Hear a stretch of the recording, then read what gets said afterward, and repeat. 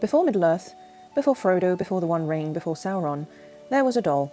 Tom Bombadil actually began as a toy belonging to one of Tolkien's children. It was a small, brightly dressed Dutch doll, and according to Tolkien's letters, one of his sons loved it so much, while the other one tried to flush it down the toilet. That alone already feels very Tom Bombadil. But Tolkien didn't quite stop there. He began telling stories about this strange little character to his children, to try and get the children to like the doll, I suppose, turning it into a sort of brand new personality. A cheerful, carefree figure who lived in the countryside, sang songs, and didn't really worry about anything. Eventually Tolkien wrote a full poem about him titled The Adventures of Tom Bombadil. In that poem, Tom already feels quite different. He's very playful, strange, and completely self-contained, almost like he exists in his own little world. And I think that's what the key takeaway is from here. Tom Bombadil was never originally part of Middle-earth.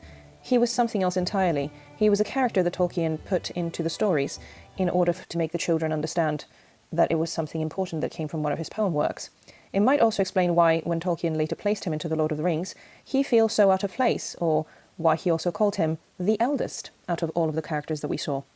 So now let's talk about how Tom Bombadil entered Middle-earth. When Tolkien was writing The Lord of the Rings, he decided to include him in the story. We believe that's not because the plot needed him, but because the world did, and Tolkien once suggested that Bombadil represented something intentionally outside the main conflict, a piece of the world that isn't tied to power, war, or the ring.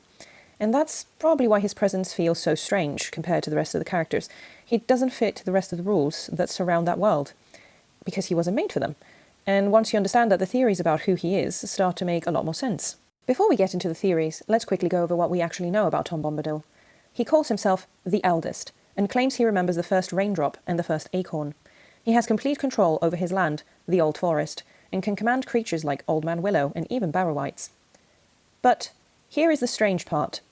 The One Ring has zero effect on him. He can wear it, see through it, and even play with it, and nothing ever happens. That alone makes him completely unique in Tolkien's world. Even Gandalf and Galadriel are tempted by the ring, but Tom just doesn't care, and that's where the theories start to begin.